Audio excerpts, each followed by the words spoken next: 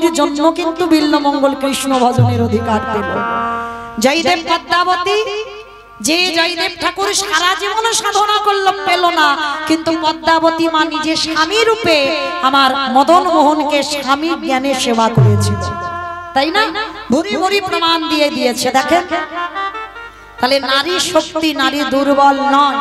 তাহলে আজকের সীতামাকে আটকালো রাবণ কেন? মন্দোদরী বলছে, হ্যাঁ গো, তুমি যে সীতামাকে মা বলছো, একবার ভেবে দেখেছো সীতামা যদি তোমার মা হয়, তাহলে ওই যে অশোকবটিতে চেরিরা মারছে, মাকে ধরে মারে কে? মাকে মারছো কেন? বলে মন্দোদরী গো, ওই সীতামা হলো ভব পারাপারের তরণী। তরণী মানে কি মা? নৌকা। বাহ, আচ্ছা ধরো নৌকাটা যিনি চালায় মানে মাঝি, নৌকাটা তীরে রেখেছে, আর মাঝি কোথাও খেতে গেছে বা ঘুমাতে গেছে বা বিশ্রাম করতে গেছে, আর বাবা কেউ যদি বড় পাথরের টুকরো নিয়ে নৌকাটা বেশি ভাঙার চেষ্টা করে, যদি একবার মাঝির কানে চলে যায়, তাহলে বাবা মাঝি কি করবে? ছুটে দেখতে আসবে না? তা মন্দাদরী তো নারী জাতি অত কিছু ঘোর প্যাঁচ বোঝে না। ও স্বামী, আমি কিছু বুঝতে পারছি না, তুমি খুলে বলো। ওগো মন্দাদরী, সীতামা যদি আমার নৌকা আর এই নৌকাটা চালাই কে বলো? আমার রঘুপতি রামচন্দ্র। শোনো, আরে ওই চেরিরা হলো এক একটা পাথর রূপী, যত নৌকার গায়ে আঘাত করবে, আরে যত নৌকা হারাম হারামে বলে ডাকবে, একবার যদি মাঝির কানে চলে যা, মাঝি কি আর থাকতে পারবে? 7 সমুদ্র 13 নদী পার করে ওই মাঝি আসবে আমার নৌকার কাছে, বুঝলে? এখনো বুঝতে পারছে না? আচ্ছা মা, তোমাদের আরো পরিষ্কার করে বোঝাই। আমার সিরিয়াল টিরিয়াল দেখো, ওইটা ঠিক দেখে। আচ্ছা দেখবেন মা, সিরিয়াল জমজমাট কখন হয়? একটা ভিলেন যদি থাকে, মানে খলনায়ক যদি থাকে। আর সিনেমা বলো আর সিরিয়াল বলো, খলনায়ক যদি না থাকে বাবা, সিনেমা বা সিরিয়াল জমজমাট হয় না বা ভালো লাগে না। আচ্ছা বলো তো, নায়ককে যখন জব্দ করা না যায়, তখন ভিলেন কি করে? নায়িকাকে চুরি করে। আর নায়িকাকে যদি একবার চুরি করা যায়, তখন কি আর নায়কের কাছে যেতে লাগবে? কখনো যেতে লাগবে না। 10 তলা বিল্ডিং থেকে বাবা নায়ক ঝাঁপিয়ে নায়িকার কাছে চলে যাবে। তাহলে বুঝতে পেরেছেন? তাহলে সেই নায়িকাটাকে, নায়িকা হলো আমার সীতামা, আরে নায়ক হলো আমার রঘুপতি রামচন্দ্র, আরে রাবণ হলো ভিলেনের রাজা। এইবারে নায়িকাকে চুরি করে লঙ্কাতে নিয়ে গেল। এইবারে নায়িকা যত হারাম হারামে বলে কাঁদে, একেবারে যদি নায়কের কানে পৌঁছে যায়, নায়ক কি আর থাকিতে পারে? পাগলের মতো ওই সমুদ্র পার করে এই লঙ্কার মাটিতে ছুটে আসবে। মন্দোদরী, তোমার মতো আমি বোকা নই। যেদিন আমার প্রভু লঙ্কায় আসবে, সেদিনে যদি আমার সোনার লঙ্কাতে খরা দেখা দেয়, খরা মানে খালি বিলি নদী নালার জল সব শুকাইয়ে যায়, বলো মন্দোদরী, প্রভু যেদিন আমার লঙ্কায় পা দেবে, সেদিন রাজ্যে যদি কোথাও জল না পায়, বলো কি দিয়ে চল তুমি ধোবাইলে? আমার প্রভু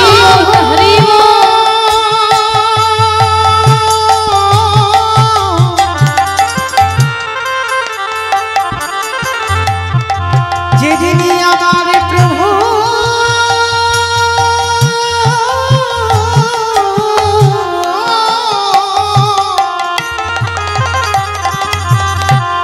যেদিন আমার প্রভু এই লঙ্কা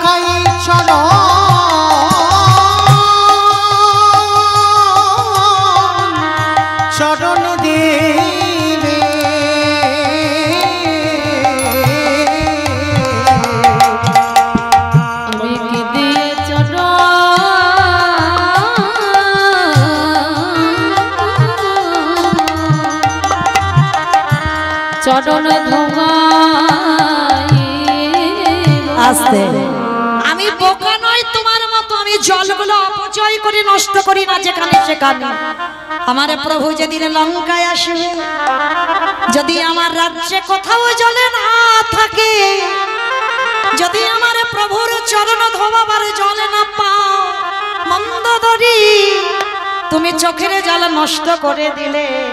কিন্তু আমি করি না কেন জানো? প্রভু যেদিন আসবে ওই রামচন্দ্রের চরণ যুগল বুকে ধরে আমি কি করিব জানো? আমার চোখের জলে চলো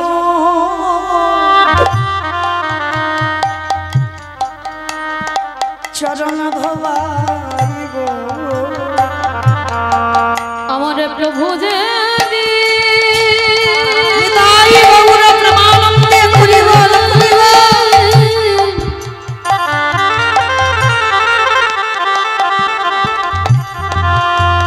আমার প্রভু যদি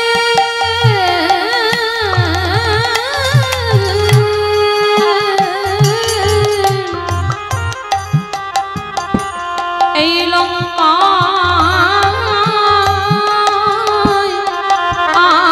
আসবে,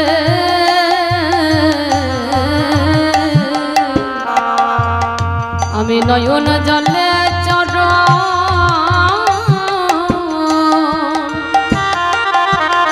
চরণ ধোয়াইব। মন্দোদরী তুমি বুঝলে না, সেই রাবণ রাজা আজকের রাবণ রাজাকে হত্যা করেছিল আমার রঘুপতি রামচন্দ্র। রামচন্দ্র হত্যা করে সর্বশরীরটা পাপী পরিপূর্ণ হলো। সেই পাপটা কবে ধুচ্ছে বাবা? ফিরে আসেন যেখান থেকে গিয়েছিলাম, যুধিষ্ঠির রাজস্বয় যজ্ঞে।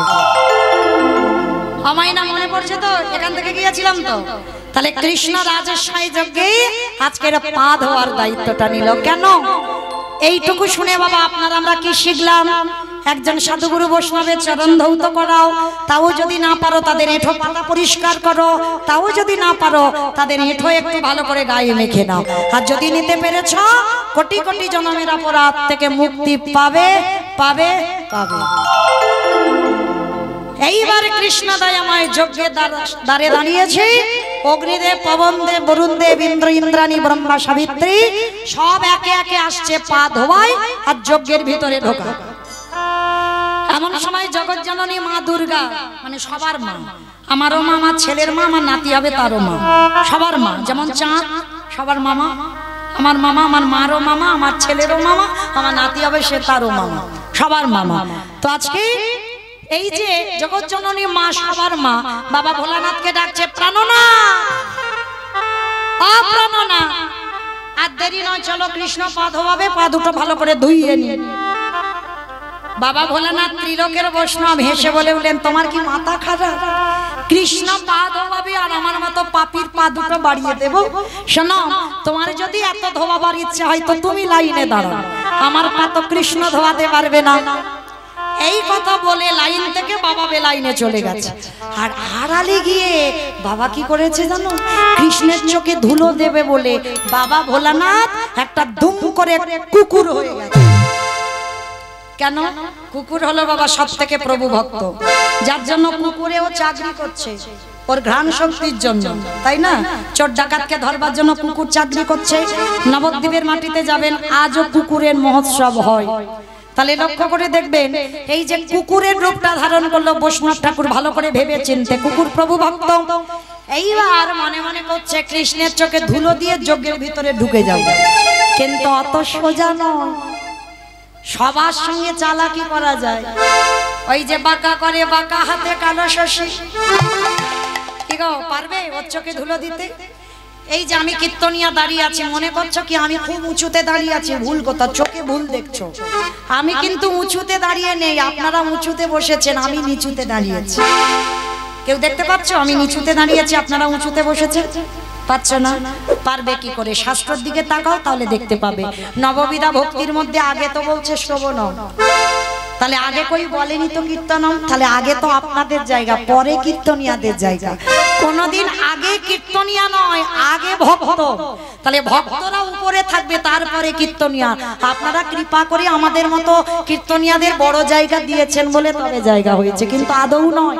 শাস্ত্রবিধান ওটা দিচ্ছে না, শাস্ত্র তো আপনাদের জায়গাটা আগে করেছে উঁচু জায়গা, আর কীর্তনিয়াদের জায়গাটা নিচু, কারণ আগে শ্রবণ পরে কীর্তন। এইবার বুঝতে পেরেছো? তাহলে আমার চোখে ধুলো দেওয়া যায়। বাবা কে কীর্তন শুনছে, কে শুনছে না, কে শুধু হাওয়া খেয়েই যাচ্ছে, কে বসে বসে আমি দেখতে পাচ্ছি না, আমার চোখে ধুলো দেওয়া যায়। কিন্তু যে ছেলেটা বাঁকা করে, বাঁকা হাতে কালো শস্য, কি গো, খাতা কলমে হিসাব করে সময় মতো বাড়িতে পৌঁছে দেবে। কে কীর্তন শুনলো, কে কেঁদে গেল, কে হেসে গেল, কে গল্প করে গেল, কে গন্ডগোল করে গেল, আমার কিচ্ছু করতে হবে না, ওই ছেলেটা সব করার করে দেবে। তো এইবার দেখে, এইবার ভোলানাথ মনে মনে চিন্তা করছে কৃষ্ণের চোখে ধুলো দিয়ে যেতে হবে। কিন্তু বাবা এইখানে আর একটা কথা এসে যায়, গৌতম মুনির স্ত্রী ছিল অহল্যামা, ইনিও পঞ্চসতীর মধ্যে এক সতী। অহল্যামা সতীত্ব নাশ হয়েছিল, জানো তো? দেবরাজ ইন্দ্র গুরুপত্নী হরণ করেছিল, যার জন্য বাবা এই ইন্দ্রকে অভিশাপ দেওয়া হয়েছিল, তো সর্বাঙ্গে হবে ভোগ চিহ্ন, আর সেটা পরবর্তীতে দিনে হলো সহস্র চোখ। ইন্দ্রের শরীরে সহস্র চোখ, কিন্তু তার থেকে তোমার ভগবানের শরীরে আরো চোখ বেশি। মানে দেখে মনে হচ্ছে বাবা একটুখানি ছেলে দাঁড়িয়ে আছে না, দেখতে একটুখানি মনে হচ্ছে, কিন্তু ফোল্ডিং ছাতা। ফোল্ডিং ছাতা দেখেছো? ও গুছিয়ে নিলে একটু ছোট হয়ে যায়, আর যখন খুলে দেবে দেখবে ঠিক বড় ছাতা যেমন, ও ঠিক সেরকম। তোমার ভগবানকে দেখলে মনে হয় ওইটুকু বেঁধে, কিন্তু না, ও হচ্ছে ফোল্ডিং ছাতার মতো।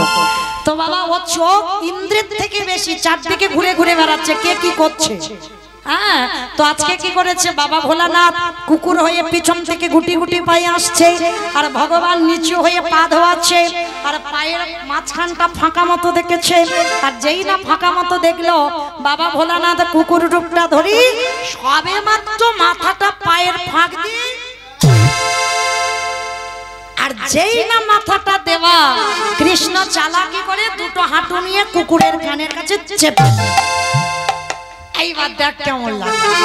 এইবার যত কুকুরের কানে চেপে ধরে, কুকুর কি করবে? কেউ কেউ করবে না, বারবার বলছে কৃষ্ণ ছেড়ে দে, কৃষ্ণ ছেড়ে দে, কৃষ্ণ ছেড়ে।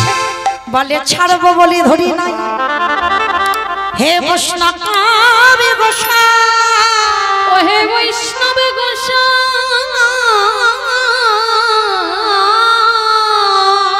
জারি আগে আমার ছেড়ে দি, জানি একবার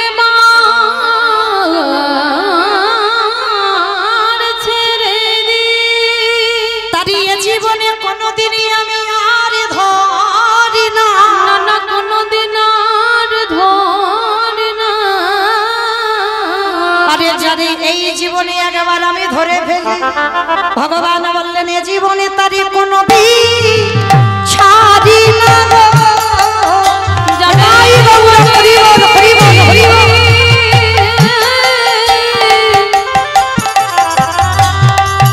এই হৃদয়ে জায়গা দিয়ে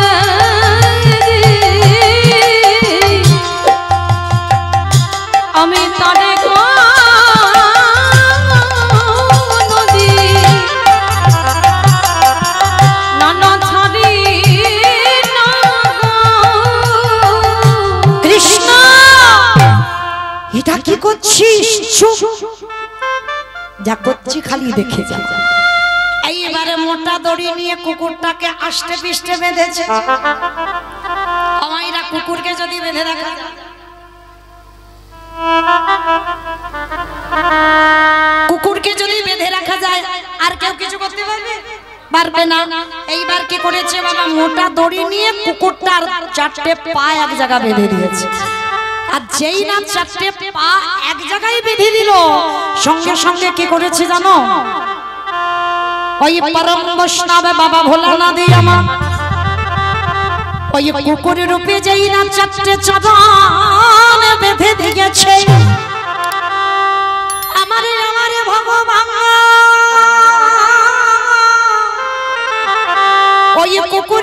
চারটি চরণ বুকে ভরে কি করল গো খালি বিলি নদী নালা পুকুরে ঘাটের জলে না তাহলে কোন কৃষ্ণ আমার চোখের জলে চরণ ধোবাইছে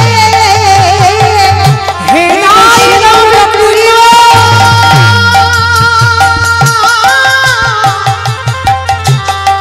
কৃপা করো বলে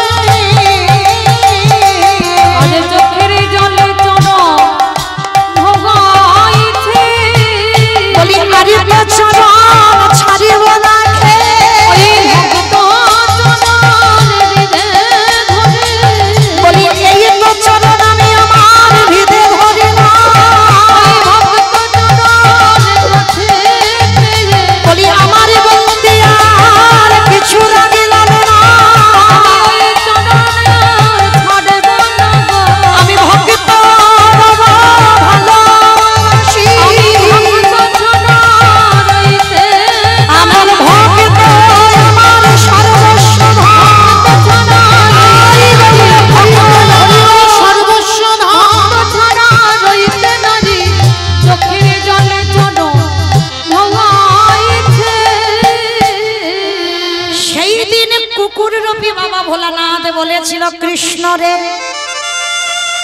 এই যে রাজস্বাই যজ্ঞে তোর চোখের জল কুকুরের পায়ে পড়িল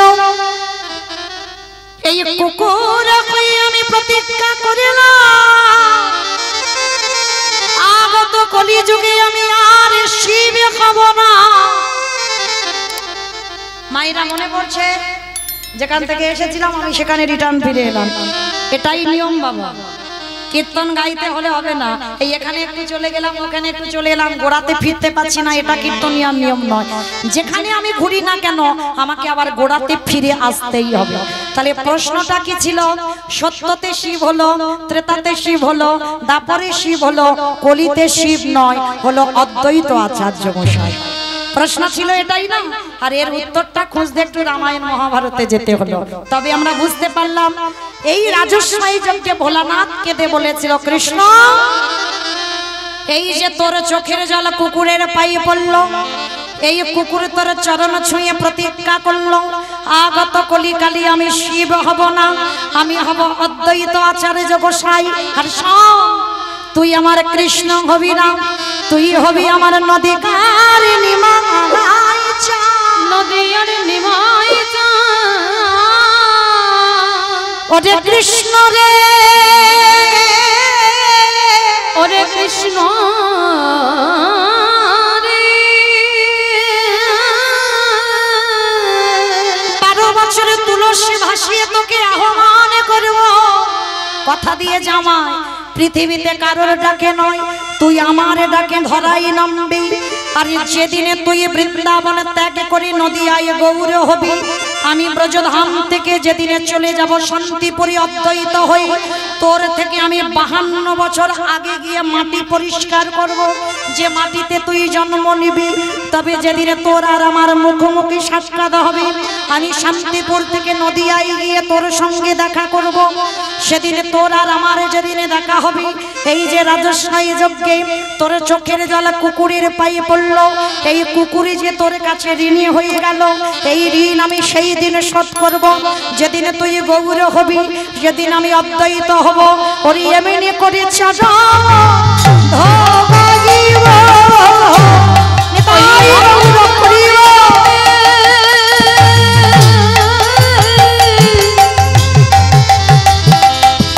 যেদিন নদী নিমাই হবি আমি এবে নিকট চরণ ভোগাইব সেদিনে যেন চরণ ছাড়া করিস না যেদিন ভাই নদী নিমাই হবি সেদিনে যেন চরণ ছাড়া করিস না ভাই নদী নিমাই হবি আমার দেহ মন প্রাণ তোর সবই দিলাম ওই নদী নিমাই হবি ওরে আমার বলতে আমি কিছু রাখলাম না নদী নিমাই হবি ওরে এই প্রতি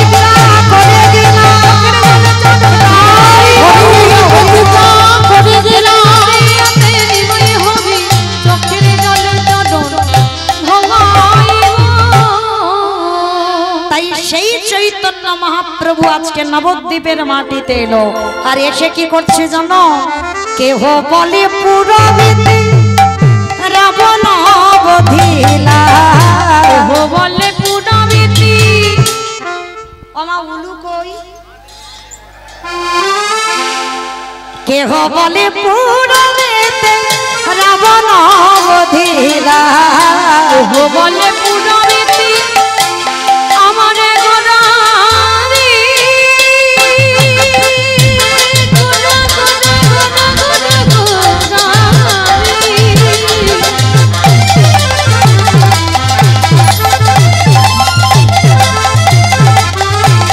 গোরা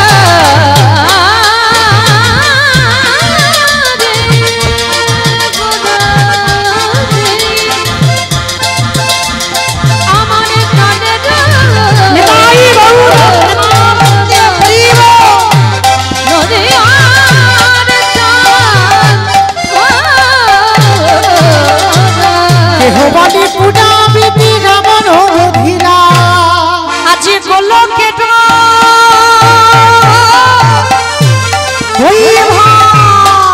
লীলা প্রকাশ করিলা, ওই গোলকের লীলা প্রকাশ করিলা। শ্রী রাধার ভাবে গোরায় অবতান্না, রাধার ভাবে গোরা অবতার।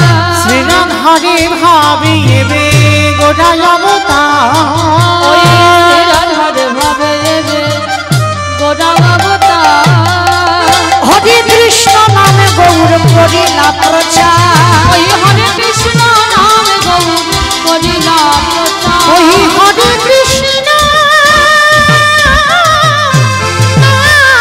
গৌর করিলা প্রচার। এইবার লীলা প্রকাশ হলো, এইবার লীলা প্রকাশ হলো। এইবার লীলা প্রকাশ হলো, এইবার লীলা প্রকাশ হলো। গোলকের বৈভবে লীলা প্রকাশ করিলা, ওই গোলকের বৈভব লীলা প্রকাশ করিলা। ওই গোলকের ওই ভাবে লীলা প্রকাশ করিলা। বাসুদেব ঘোষ কহে করি জোড়হা, করি জোড়হা। আজে জেগে গো সেই কৃষ্ণ সেই তো জগন্নাথ, সেই তো জগন্নাথ। বাসুদেব ঘোষে কহে এইবারে লীলা প্রকাশে হলো। বাসুদেব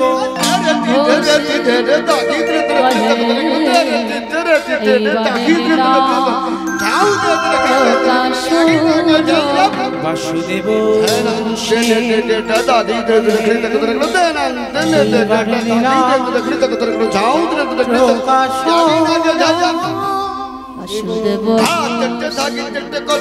কহে এইবারে লীলা বাসুদেব ঘোষে কহে এইবারে লীলা তাই গৌর হরি বল হরি বল হরি বল। এইবার লীলা প্রকাশ হলো। বাসুদেব ঘোষে কহে এইবার লীলার প্রকাশ হলো। ওগো বাসুদেব ঘোষে কহে। জনিতাই চলুন এবার আমরা একটু যাব মধুময় ধাম বৃন্দাবন। তবে আমার ইচ্ছাতে নয়, যিনি আমাকে নিমন্ত্রিত করে এনেছেন তার ইচ্ছাতে ইচ্ছা আমার উপরে একটা লীলার দায়িত্ব দেওয়া হয়েছে। তো চলেন একটু বৃন্দাবনে গিয়ে আস্বাদন করব। ভগবানকে ভালোবাসতে গেলে পাঁচটা ভাবের দরকার হয়, শান্ত দাস্য সখ্য বাৎসল্য মধুর। এর বাইরে ভগবানের সঙ্গে প্রেম হয় না, এই পাঁচটা ভাবেই প্রেম হয়। তো আজকের আমরা যে প্রেম নিয়ে আলোচনা করব যেটা হচ্ছে সখ্য প্রেম। আজকের আমরা আস্বাদন করব কৃষ্ণ সখা সুদামা। কারণ আমার উপরে লীলার দায়িত্বটা দেওয়া হয়েছে, তোমা তার জন্য আমাকে ব্রজধাম যেতে হবে। কি মায়েরা সবাই যাবেন?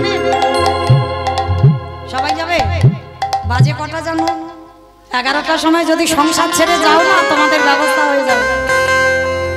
দেহগুলো যাবে না, মন গুলো যাবে, তাই তো?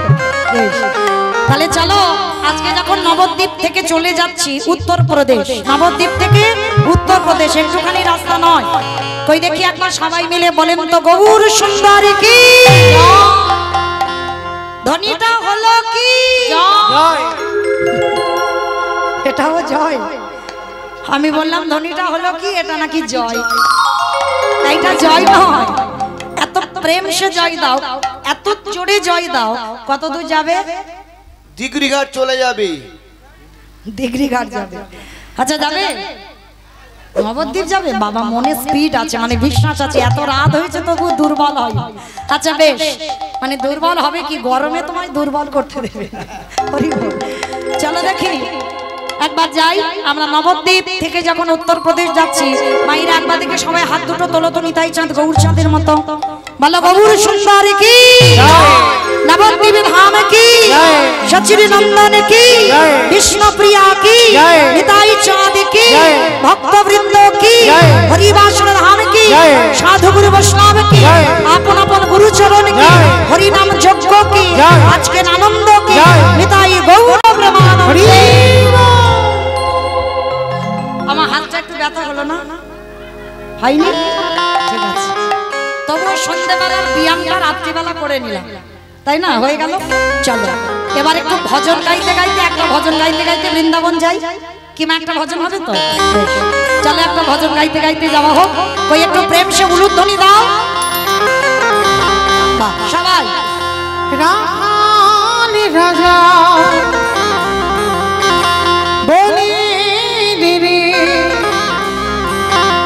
কোথায়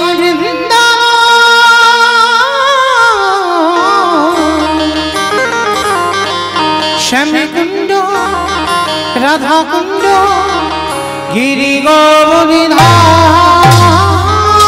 রাখাল রাজা বলে দেরি কোথায় শ্যামকুণ্ড রাধাকুণ্ড রাখাল রাজা বলি দিদি কোথায় শ্যামী কুণ্ড রাধা কুণ্ড গিরি গোবিধা। রাখাল রাজা বলে দেরি কোথায় শ্যামকুণ্ড রাধাকুণ্ড গিরি গোবর্ধন।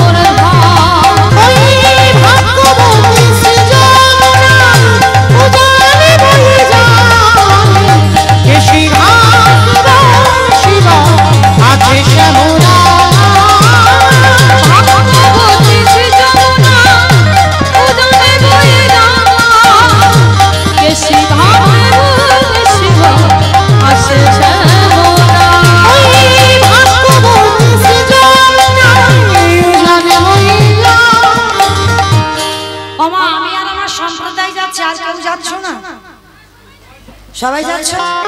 তাহলে কই হাতগুলো কই দেখতে পাচ্ছি না, তোলো দেখি একবার সবাই একসঙ্গে তালে তালে করো তালি, কেমন? ভাগবতী সৃজনা উজালে বলি যায় কেশি হাত শিব আছে শ্যামরা। ভাগবতী সৃজনা উজালে বলি যায় কেশি হাত শিব আছে শ্যামরা। রাখাল রাজা নিতাই গৌর হরি শ্যামী কুণ্ড রাধা কুণ্ড গিরি গোবিধা। জয় জয় রাধে রাধে রাধে রাধে রাধে রাধে রাধে রাধে রাধে রাধে বলছো। এই দেখো কিরম চড়বার চড়বার আওয়াজ হচ্ছে, তাল হচ্ছে না তো, একটা তাল চাই, তাই না? তোলো দেখি হাত। জয় জয় রাধে রাধে রাধে রাধে राधे राधे राधे राधे वृंदावन में राधे राधे गोवर्धन में राधे राधे निधोवन में राधे राधे तालवन में राधे राधे कमलवर में राधे राधे जोशी बोलो हिंसी बोलो वृंदावन में हरिद्वार में प्रेम से बोलो भाव से बोलो जोर से बोलो माँ की बिहारी রাখাল রাজা বলি দেবী কোথায় বৃন্দাবন শ্যামী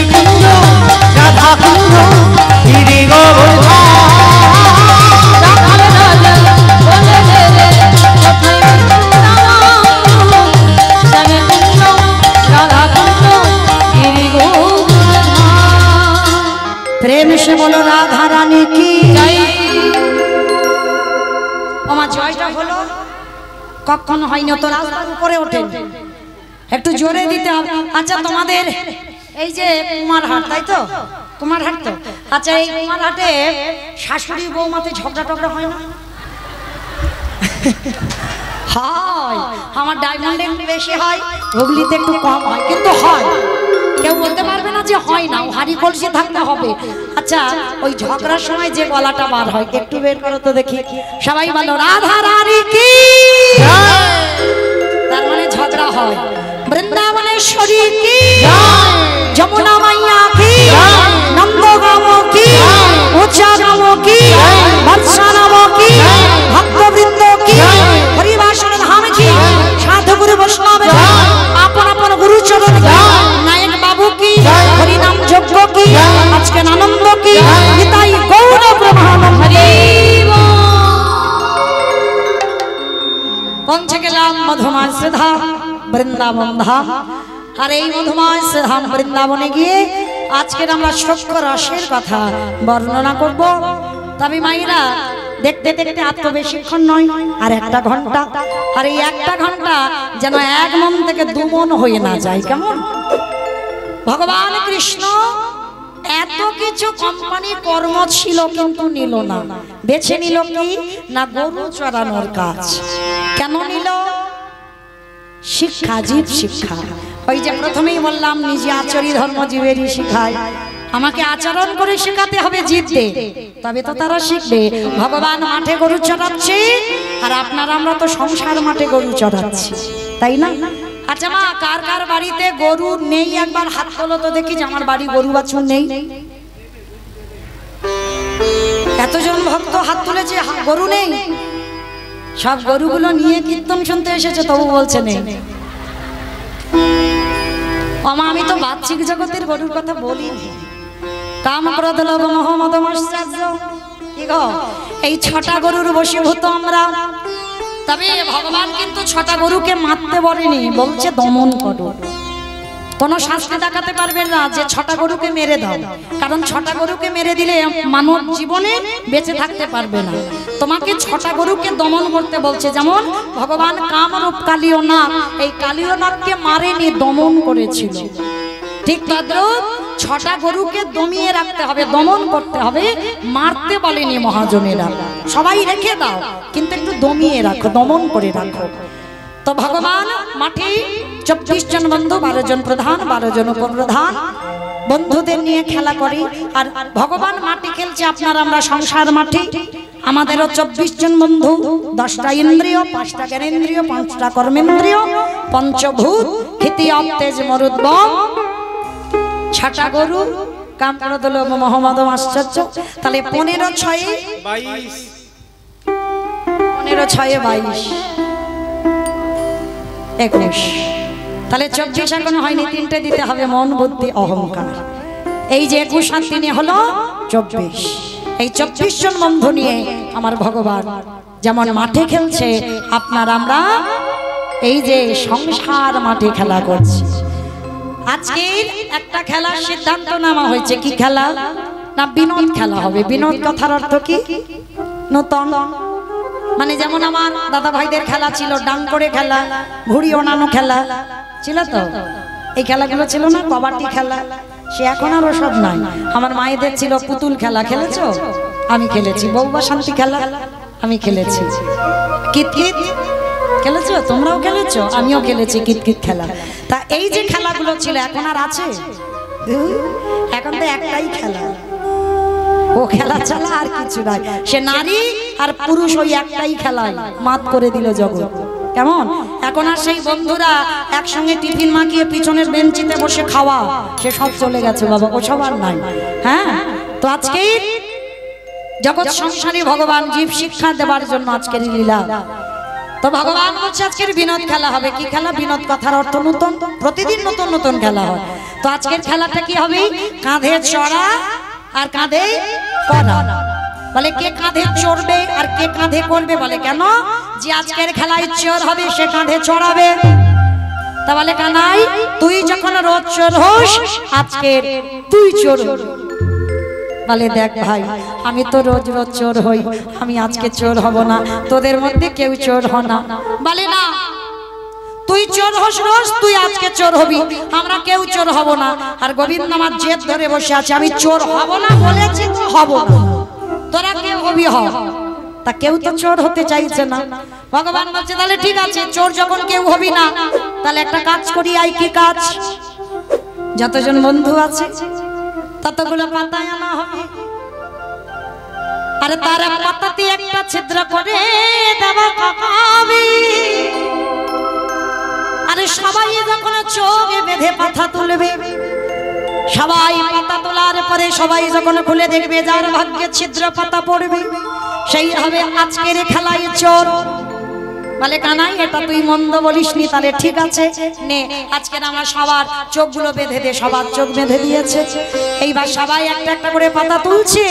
আর গোবিন্দ বলছে শোন, আমি যতক্ষণ না পাতা নেব, তোরা কিন্তু কেউ পাতা তুলবি, খুলে দেখবি না। গোবিন্দ আমার চতুরের চূড়ামণি সবার শেষে পাতাটা তুলেছে। সমস্ত বন্ধুরা যেই না চোখটা খুলে পাতাগুলো দেখছে, দেখে না সবার ভাগ্যে ভালো পাতা পড়েছে। আর যে বললো আজকের খেলায় চোর হবে না, তার ভাগ্যে বাবা ছেঁড়া পাতাটা পড়েছে। সমস্ত বন্ধুরা দেখে ফেলেছে, বলে বলেন কানাই চোর, কানাই চোর, কানাই চোর, চুপ কর, চুপ কর। কানাই চোর, কানাই চোর বলে লাফাচ্ছে। আরে আমি যে চুরি করি, আমি কি একা একা খাই? আমি তো তোদেরকে দিয়ে তবে খাই।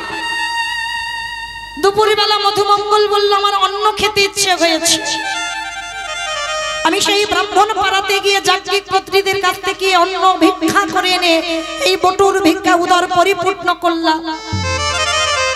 ব্রজমাদের ঘরে ক্ষীর সর নবনী মাখন চুরি করলাম, আমি সমাজে চোর হলাম। কিন্তু আমি কি একা খাই? আমি তো তোদেরকে দিয়ে খাই।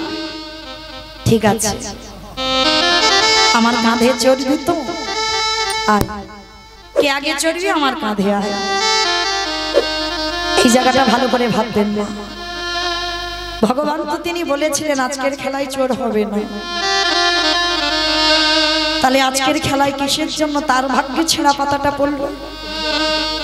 তিনি যদি মনে করতো তাহলে ওই ছিদ্র পাতাটা কি অন্য বন্ধুর ভাগ্যে দিতে পারতো না? তাহলে নিজে কেন ছেঁড়া পাতা নিল? তাহলে ভগবান যেটা মুখে বলছে ওটা ঠিক নয়, ওটা মনের কথা নয়। ভগবান চোর হতেই চায়। কেন জানো? এই জগতে সবাই ভগবানের কাছে কিছু চায়,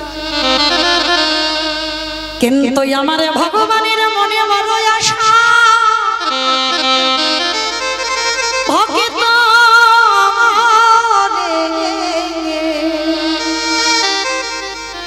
আমি ভক্ত চরণ ধুলা বড় ভালোবাসি। বুঝি ভক্তি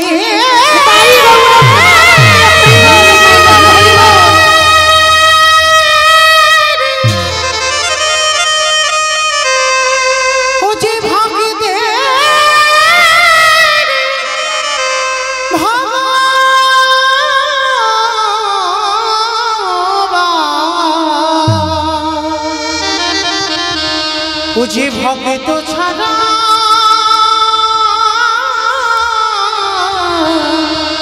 কিছু জানি না। শ্রীরাম সুরাম দাম বসুরাম সবাই কাঁধে চড়েছে, সবাইকে কাঁধে নিয়ে গিরি গোবর্ধন পরিক্রমা করছে। আর অনেক কষ্ট হয়েছে তো, কিন্তু সবাই কাঁধে চড়ছে, কিন্তু সবার পিছনে এক ভক্ত বসে বসে কাঁদছে। ভগবান ছুটে গেল, এই বন্ধু, এই সবাই কাঁধে আমায় চললো, আর তুই এইরকম দূরে দাঁড়িয়ে আছিস কেন? আয়, তুই কাঁধে চড়বি না? কানাই রে, এরা জানে না তাই তোরে কাঁধে চড়েছে, কিন্তু আমি জানি তুই কি আরে আমি কে। ওরে কানাই রে, হাজার বারো যদি বলিস কোটিবার যদি বলি আমি তোর কাঁধে চড়বো না, কেন চড়বি না?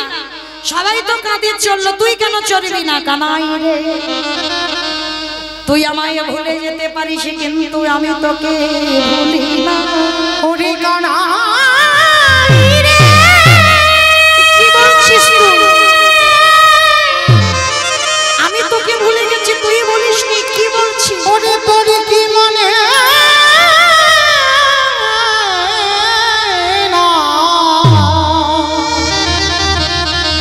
তোর কি মনে না সেদিনের কথা? কানাইকে বলছে তুই আমায় ভুলে যেতে পারিস, আমি তোকে ভুলি না। এই বন্ধুটা কাঁধে উঠবে না কেন? কে সে? যার নাম সুদামা। কিছুতেই গোবিন্দের কাঁধে উঠবে না। কেন উঠছে না? কারণ ও তো জানে এ যে আমার সেই রঘুপতি রামচন্দ্র, আর আমি হলাম ওর কোলের ভাই ভর। কারণ আজকের আমার রঘুপতি আবির্ভাব তিথি, আর ভগবান যখন মধ্যাহ্নে জন্ম নিয়েছিল তার 2 ঘন্টা পরে জন্ম নিয়েছিল ভর, আর তার 2 দিন পরে জন্ম নিয়েছিল লক্ষ্মণ আর শত্রুঘ্ন। মানে রামচন্দ্রের 2 ঘন্টা পরে জন্ম হয়েছিল আমার ভরত ভাই। এ জগতে সবাই জানে আমার রামকে শুধু লক্ষ্মণ বেশি ভালোবাসে না, কারণ রাম বনবাসী হয়েছে তার জন্য লক্ষ্মণও বনবাসী হয়েছে। তার মানে লক্ষ্মণের মতো কেউ ভালোবাসেনি বলে না, লক্ষ্মণের থেকেও সবথেকে ভালোবেসেছিল আমার ভরত ভাই। ভরতের মতো কেউ ভালোবাসতে পারবে না আমার রামকে। কেন?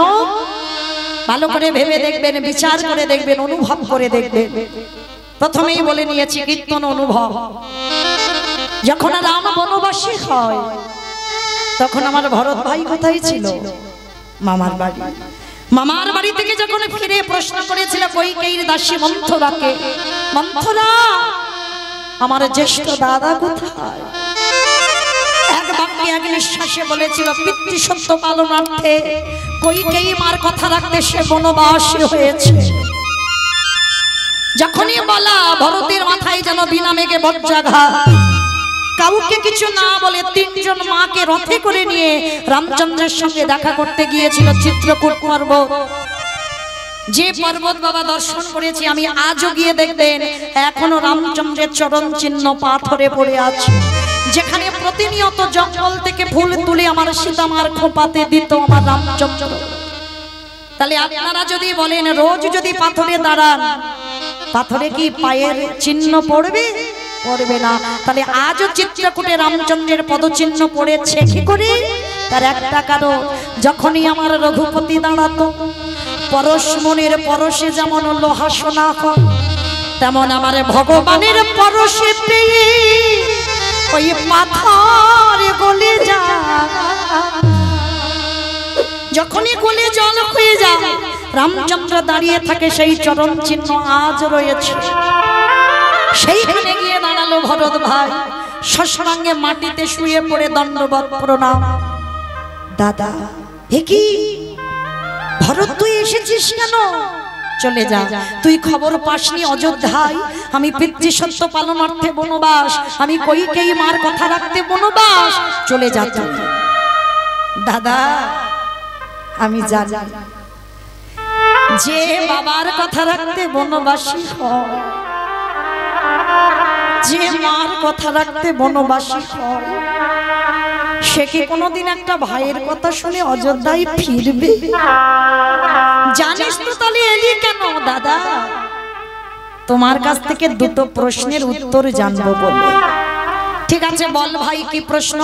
আচ্ছা দাদা, আমার মা যে বাবার কাছে 2টো বর চেয়েছিল, যেটা আমি মামার বাড়ি থেকে এসে শুনলাম যে একবারে রাম বনে যাবে, একবারে ভরত রাজা হবে।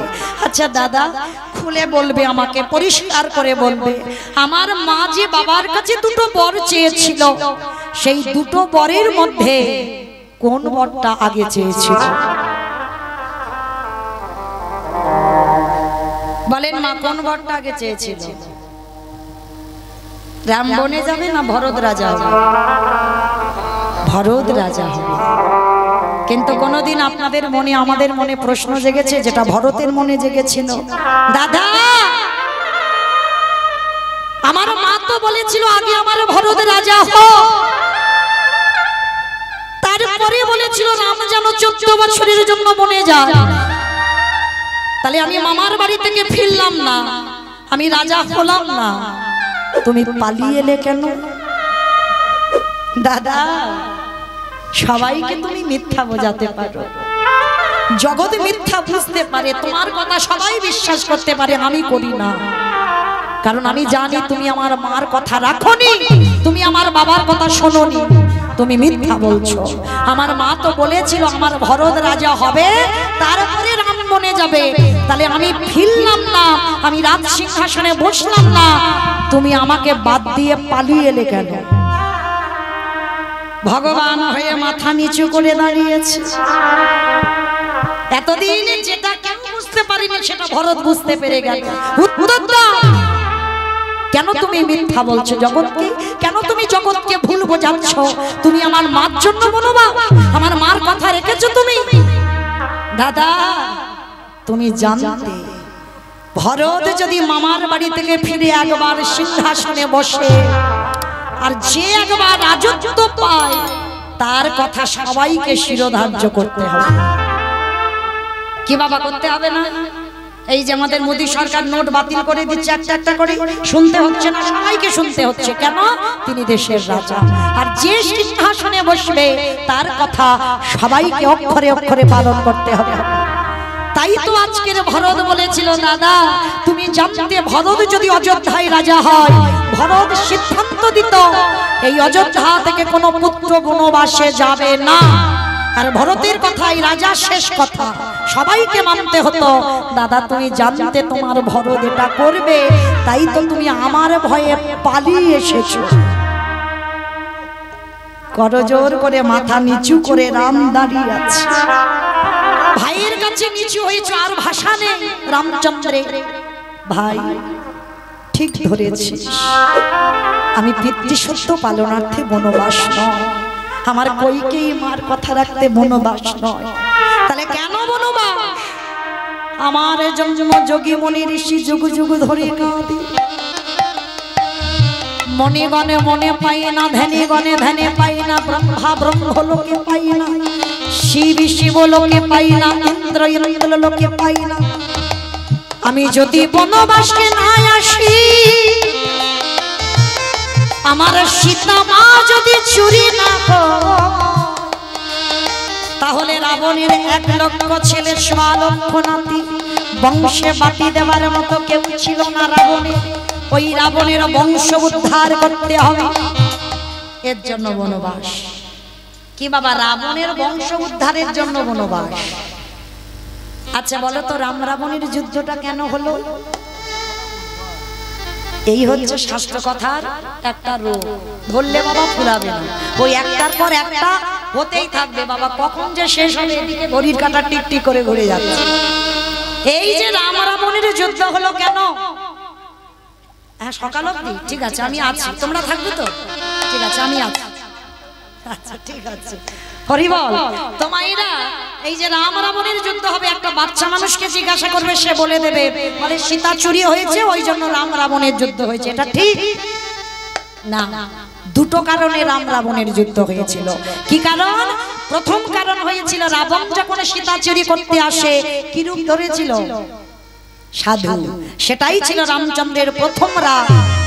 বলেছিল রাবণ, জগতে এত রূপ ধরবার ছিল, তুমি অন্য কোন রূপ ধরলে না, তুমি সাধুদের মুখে চুন কালি লাগালে কেন?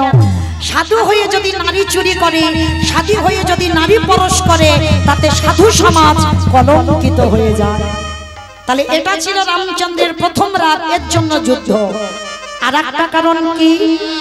সীতা মা বলেছিল, প্রভু সোনার হরিণ ছুটে যাচ্ছে, হরিণটাকে ধরে দাও। কি মা, যারা রামায়ণ টিভি সিরিয়ালে দেখেছেন তো, রামায়ণ করেছেন, সীতা মা বলেছিল না হরিণ ছুটে যাচ্ছে, প্রভু হরিণ ধরে দাও। আচ্ছা মা, সোনার হরিণ ছোটে, সোনার হরিণ এক জায়গা থেকে এক জায়গা যায়, তাহলে আমরা যেটা বুঝি সেটা আমার বিশ্বের স্রষ্টা মালিক বোঝেন। সীতামা বলল প্রভু সোনার হরিণ ছুটে যাচ্ছে ধরে দাও, আর রামচন্দ্র এত পাগল, বউ বলল বউয়ের কথা শুনে হরিণ ধরতে ছুটলো। বিশ্বাস করেন ভগবান জানতো না ওটা মরিচি, ভগবান জানতো না ওটা মায়াবী রাক্ষস, খুব জানতো, ভালো জানতো, তাহলে তবু গেল কেন? তার একটাই কারণ, যদি রামচন্দ্র হরিণ ধরতে না যেত তাহলে রাবণ কোনোদিন সীতাকে চুরি করতো না।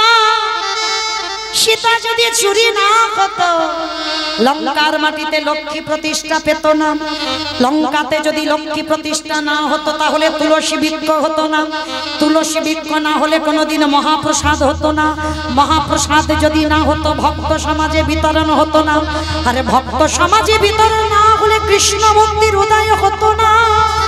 কৃষ্ণ ভক্তির উদয় না হলে রাবণের 1 লক্ষ ছেলে 1.5 লক্ষ নাতি কোনদিন জগৎ থেকে উদ্ধার পেত না। ওরে ভাই